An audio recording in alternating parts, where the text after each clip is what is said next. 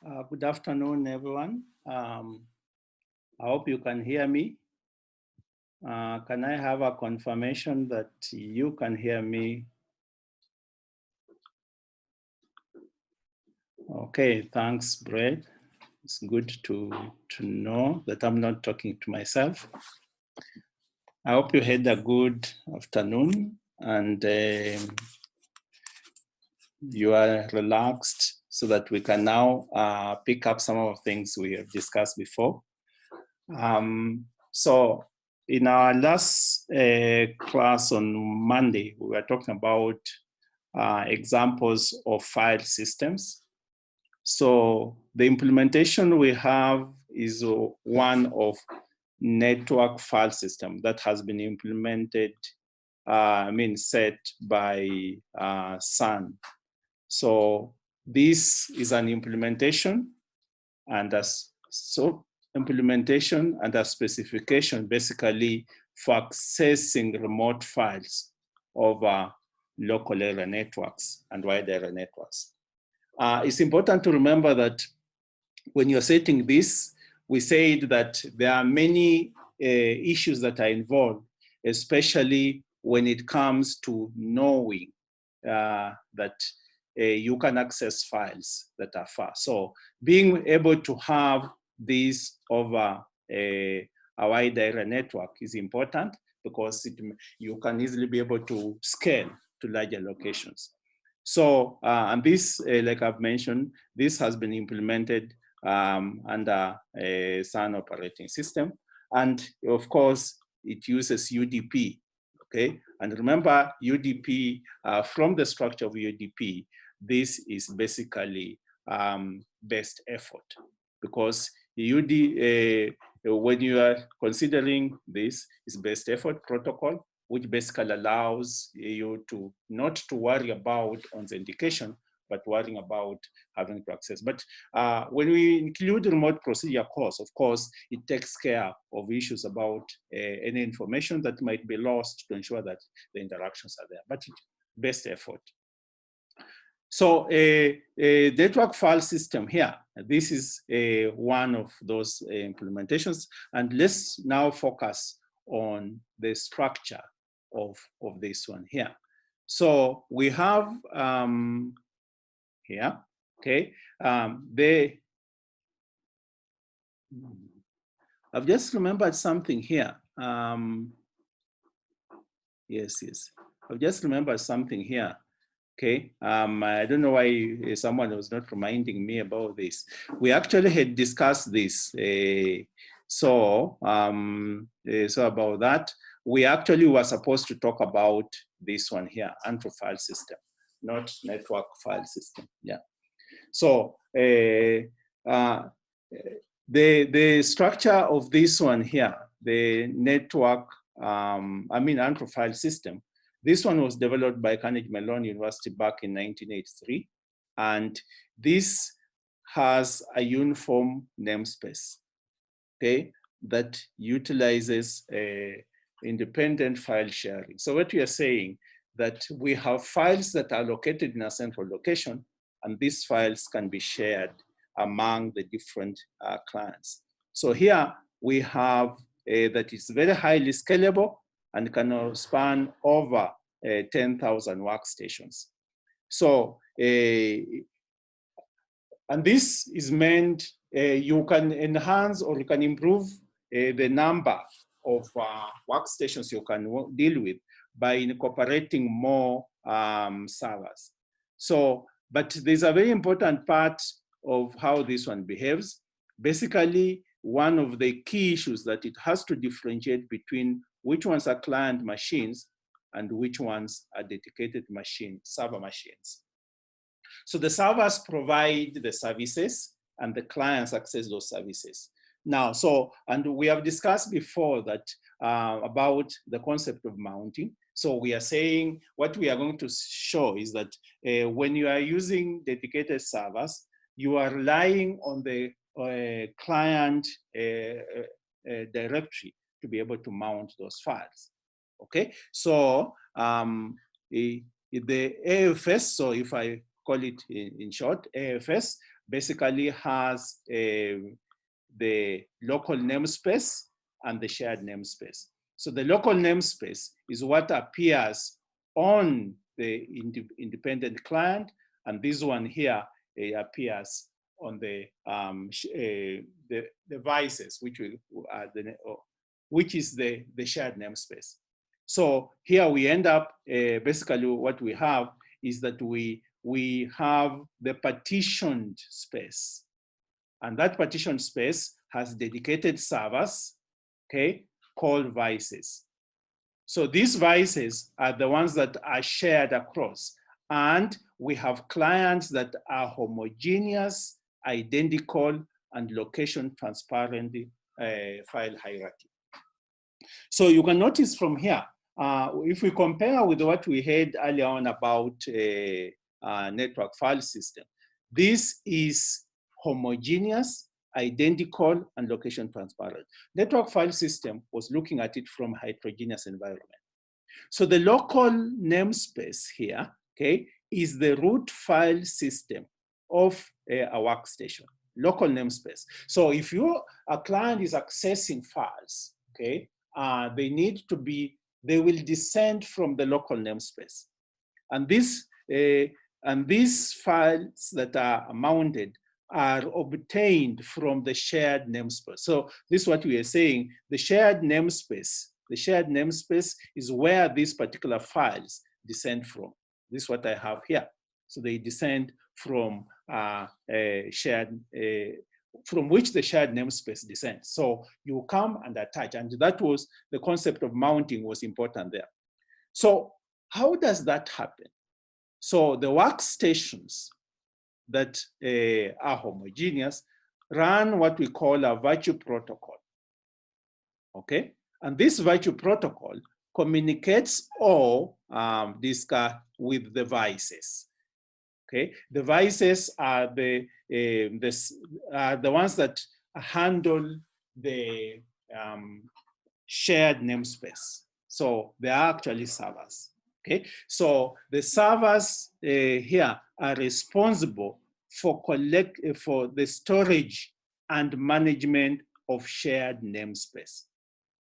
So each client can access that, but the vices, okay, the devices are actually the servers, okay, the ones that will handle both the storage and management. So who is accessing what, who is updating what, so that is handled in the namespace using the vices.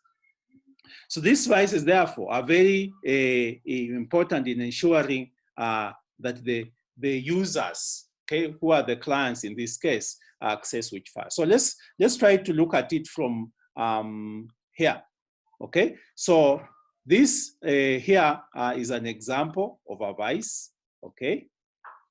And we have several. So you can see we have several of these vices here, which basically can access. So we have these are just examples of vices. So you can see this is why we mentioned that it's scalable. It can actually handle up to even 10,000 of those 10,000 workstations. So this so this what I have here, the shaded one is actually a virtue. Sorry about that. It's a virtue. And a virtue is, these are the client, the client. So we have the virtue clients. So these ones, sorry, these are supposed to be the virtues. The vices are these ones here inside here, which are supporting the server. So virtues are the ones that access information that is located on the vices. Okay, so inside here, what we have is that inside here, this is the area of the vices, and outside is what we have as the virtues. So, and for them to be able to access that information, we said that they have to be accessed through the network, and they are supported by some protocols we're going to look at.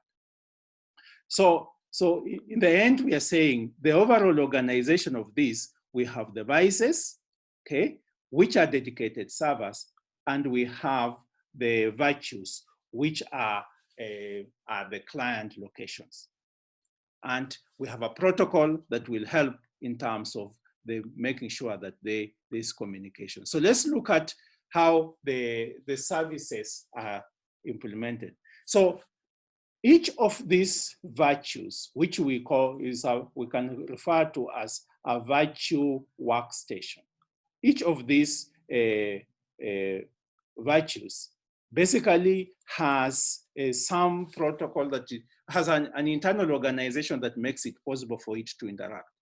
So from our earlier discussion the other week, so we said that when you have what we call a virtual file system layer. So that system layer differentiates between local files and the remote files. So if we assume that the process is using local files, what will happen is that when there is a request locally, this will be able to, will have the local storage will service that. So it will provide the files that we are interested in and then serve. And then of course, the implementation, of course, is at the user layer. So that information has here. So that's why we have these are examples of user processes. So that is a local file. So, and we have said that there are also remote files. So when we have a remote files, then the request will come to there. The virtual file system will now be able to communicate with the virtual process. And the virtual process is the one that is responsible to deal with the devices. So if you notice here, okay, we have at this location here, we have this, okay, remote procedure called client stub. And we say now that is the one that is responsible to set up the communication with devices. Okay, so all this has to be set up by the VNAS, okay, VNAS process. And then that is what will communicate to the remote procedure call. And that's why I'm saying here, the VNAS process is actually a very core part of the client architecture because it does a lot of the work. Okay, it does a lot of the work. And so because when you get any interaction with devices, it has to go through the VNAS process, which will set up the remote procedure client stub, and then now it can be able to communicate with devices. And so if we are having most of the files, and you see it's a shared namespace, so all the interactions with in the shared namespace will have the VNAS process has to be involved. And but in the local environment, we don't have to invoke the VNAS process because what will happen is that basically we have the user process, which will require, and the virtual file system layer will decide, oh, this is a local file, and it will just come for that file from the local file interface layer.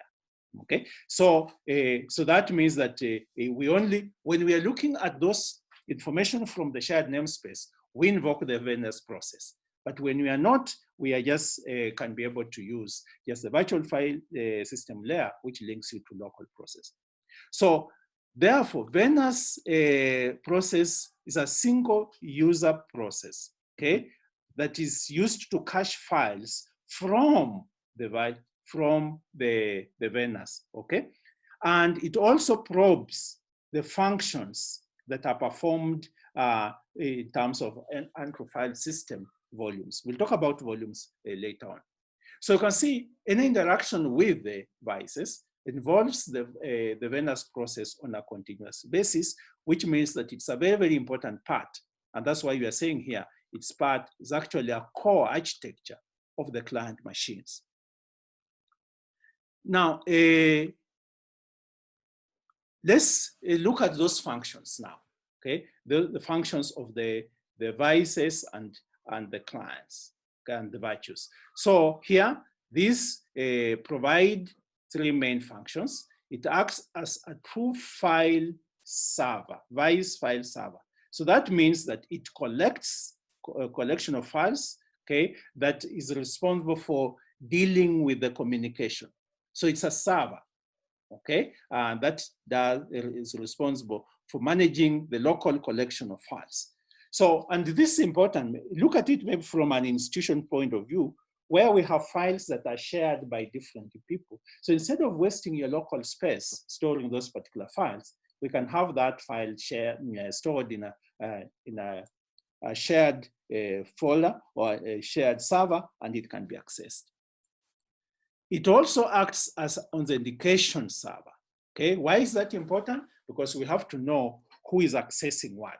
Okay, so that can include having access rights that allow you to be able to access those files. So let's assume you have very important information within the organization that you don't want it to go out.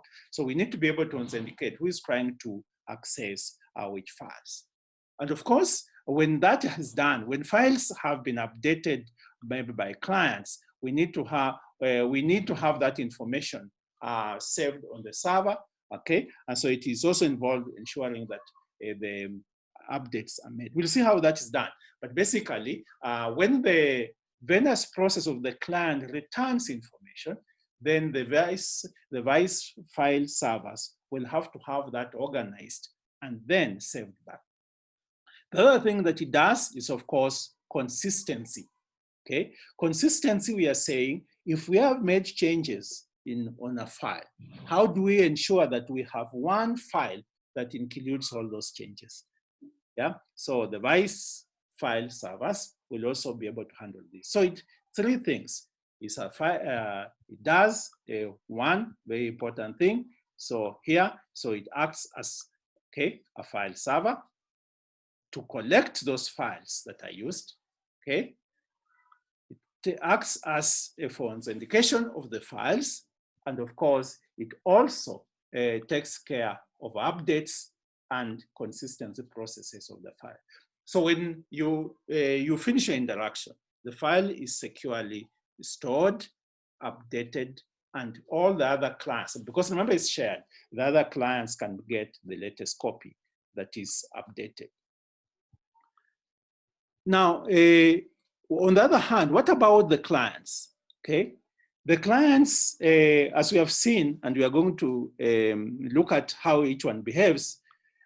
We have they are on a backbone of maybe local area networks or wide area networks. So we can group them in clusters. So clusters might be, we might consider clusters as maybe a department. Okay, so we say maybe administration, maybe finance department, maybe, or if you look at it in terms of academic, maybe faculty of IT, or maybe business school. So whichever kind of cluster you want to look at. So, because remember, cluster means that here we are looking at those that might require information that is shared among themselves that is common. Okay, so so that each cluster can have a collection of workstations and a cluster server to be able to handle that. So on that cluster server, of course, a backbone handled by a router, which makes it easier for it to be able to link. So we can, from the diagram we looked at, maybe we can look at it later on again. So we have a router that links you to the vices. Okay, and that's why you saw a partition. Okay, maybe if I just go back briefly, we can be able to. So you can see we have this dotted part here. Okay, here.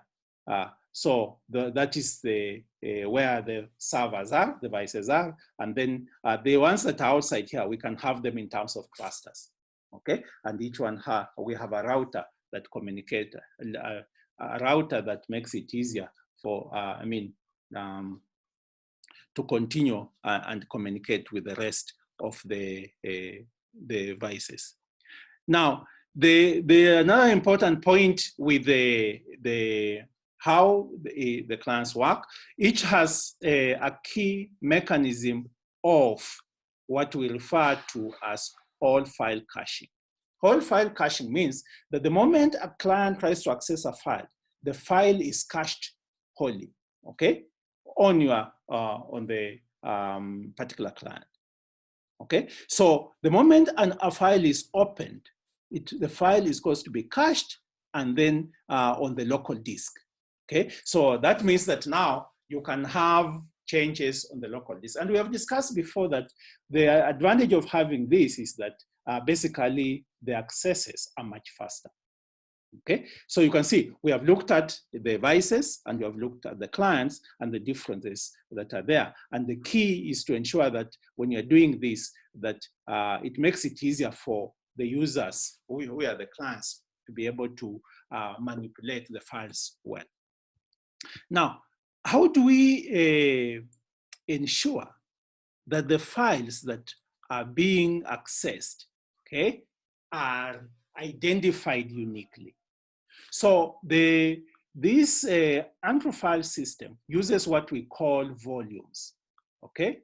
So a volume is a group of files in a partial subtree component that is associated with a single client, okay? So we have volumes. So every client can be given a particular volume, and each, and then we have a unique identification. So, and the unique identification, we call it FID. So basically, that unique identification can identify whether it's a file or a directory.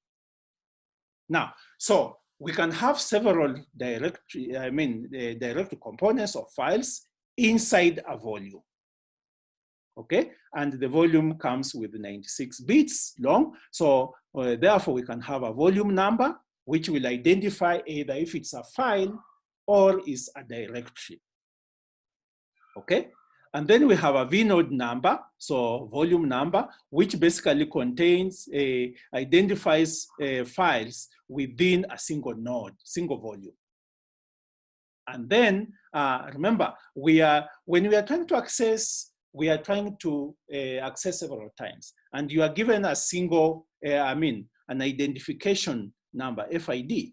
So, and since it's usually cumulative, we need what we call a unifier, which basically says that if we use numbers, we can reuse them later on. So let's assume a scenario where you're counting maybe 1 to 1,000 and you start back from 0, so that the number can remain within a compact data structure.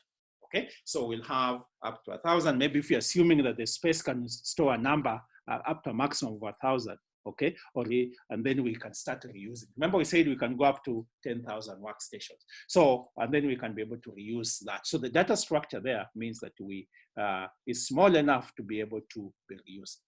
Then, of course, location transparent is a concept we talked about, which simply means that the users don't know where those particular files are.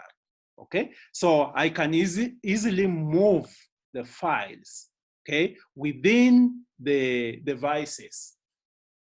By the way, devices do not, okay, devices do not have exactly the same information. That's a very important point to remember. And that's why we mentioned that the clients are in clusters. So the information is shared, but it's not exactly the same. So that means I can move files around, okay, depending on, one of the reasons we can move files is maybe there's one location that has enough storage space compared to another. So I can move the files around, but in the movement itself, I cannot invalidate. So that is what we call the concept of file transparency, okay, location transparency. So file movement here does not invalidate. So if you had cached a copy, when that file is taken back, there's no problem. That information will go back to the correct location because it's location transparent. And the location information is kept on a volume basis. So volumes, we know, so when the movement is done, we are looking at it for movement in terms of volumes. And then, of course, the information about the volume itself can be replicated on each server. Remember, I'm talking about the information.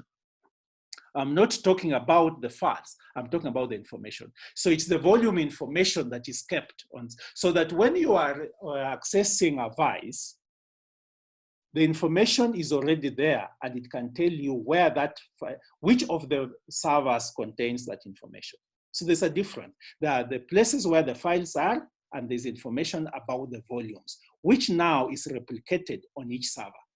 Okay, so you should not get confused at that moment about where the information. So the information about the files is by volume basis and is replicated on all the servers.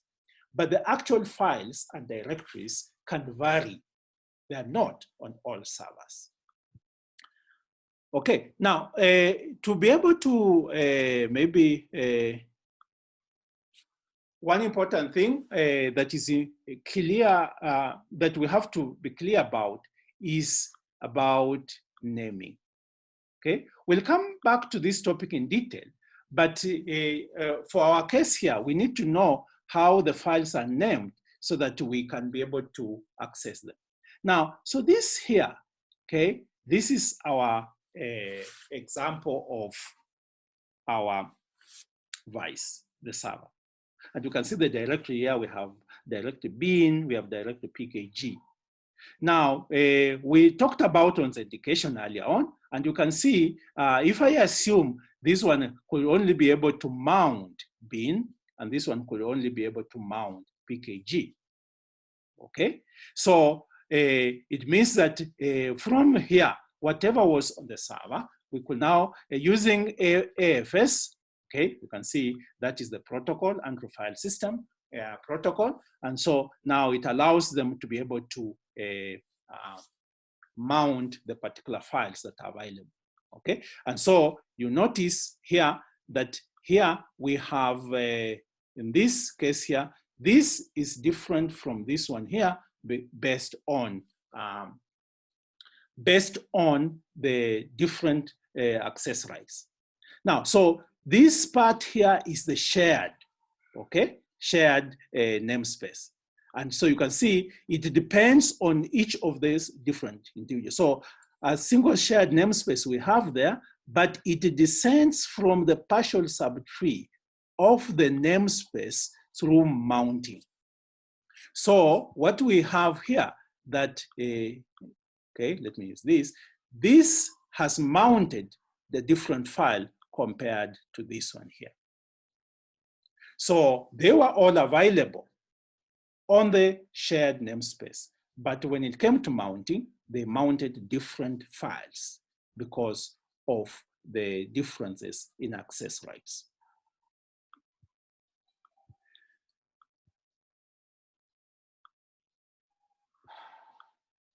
So how does it operate? So I want this, well, I think we finalize on this before we pick questions. How are the Andrew File System operations done? Okay, so the idea what will start is that AFS will cache the entire file from servers, okay? And the devices, okay? The client workstation will interact only at opening and closing of those files. Okay, so that's when you interact, okay, with, and then you cache the entire file. And then the VNAS, okay, will cache the entire file after it has been opened, and the modified copies are kept at the client side. So the VNAS, when is it involved? It's involved when you are trying to cache the file from the server, then to the local station, and it will only be involved again when the modified copies are sent back to the server. Why is this important? It saves the VNAS from being involved in the local station processes. The diagram we had earlier on was showing that the user process will now be using the virtual file system layer of the workstation. So the VNAS will just only be involved in the setup to bring that particular file. Okay, and after that, it's not involved anymore. And that means that it's only responsible for the communication of getting the files and taking the file back to where it was. So, and of course, in this process, basically reading and writing a file is done without the intervention, okay? Without the intervention of the Andrew, okay? Without the intervention of the VNAS. So, and that's what I've said. It's not now involved. And this reading and writing, of course, is the normal things you do in a file. You will update the file, you will write things on that file and so forth. It's not involved, okay? Until when you finish, and then now it will have to send back that information. But how is it that it remembers, okay? For first action, so it has to save direct contents of directories and symbolic links, okay, for person name translation. Remember we discussed person name translation and we are saying it's directory per subdirectory all the way to the file. So it saves that. So when now that file is being saved, it has that so that it makes it easier to interact with devices when that information is being saved. Okay, the only exceptions of that is when to the caching policy is when that directories you have modifications are made directly to the server. Okay, so supposing, for example, you have a scenario whereby you have a file that cannot be cached, and we have said before, I might set up my system and say whatever happens, this file cannot be cached. Okay, so only changes you can make it direct to the server. So this is where we have an exception. So now the VNAS process has no option but to be involved. Okay, because remember, it's the only one that allows allows you to interact with the devices. So the implementation of this.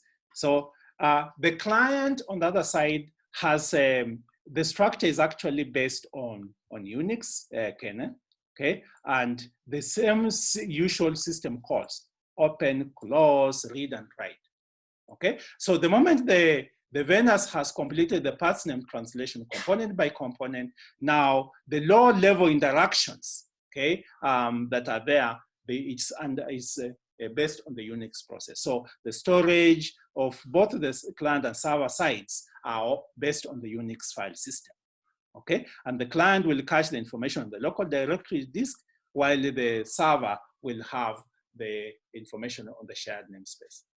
So both VNAS and server processes access Unix files directly using inode. And inode, remember, we said that is information, okay? Information nodes, which basically will say, oh, this is a file, this is a directory, okay? And to avoid name to no inode translation. Because if you look at the name and then you keep on translating before, component by component, it becomes very difficult. Now, the concept of an inode, I mentioned in our earlier classes, is basically it makes it easier, and this is something that maybe you remember from computer organization, it makes it easier to jump directly from one block to another because of that information of the inode.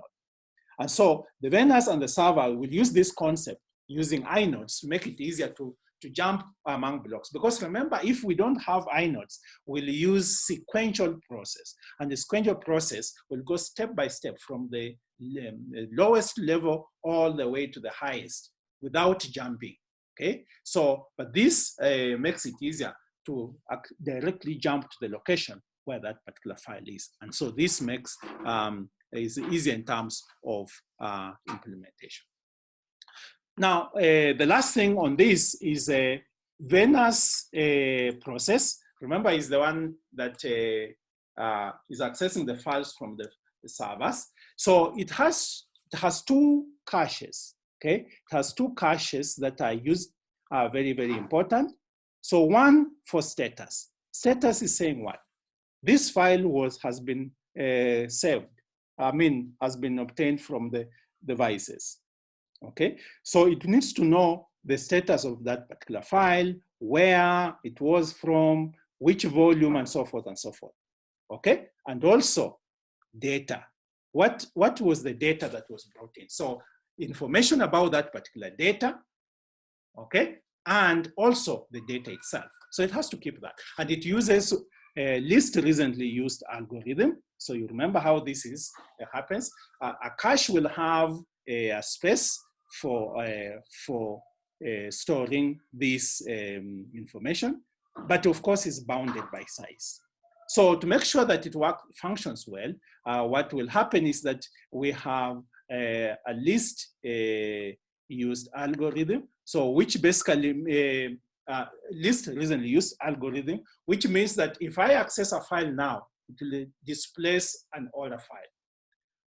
Why is that so? It uses this concept to ensure that the computer behaves in a way that it's assuming that if you have accessed a file a short while ago, chances are that you are going to access that file in your next request. So it keeps those kind of files.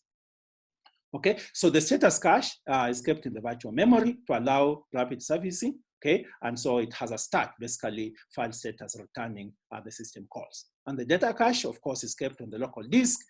This one here, but the input-output buffering does the same caching on the disk blocks in memory, and that are transparent to VNAS. So VNAS is aware of that information so that it can be able to send it back. Okay, it's aware. Remember, the term that is here we are using, that is aware that that information exists, but it's not involved in the actual intervention of what is happening to that particular file. Okay, so I think it's time we can now field questions specific for what we have discussed. So feel free to send them on the chat. If there's anything specific that was not clear, I can be able to respond to it.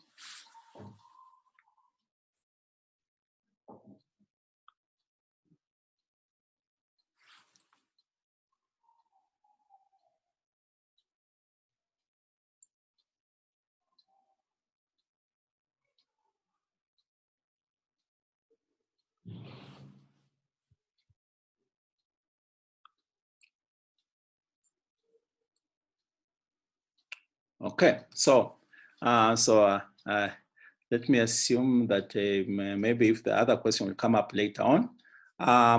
This completes our discussion on network file systems. And before we maybe consider one of the other topics, we'll have a break because so that we can start, and I'll set up the new set of files. So I will actually stop the entire session so that I have the folder that contains the recording to be smaller, and then I will start afresh with a new set of files.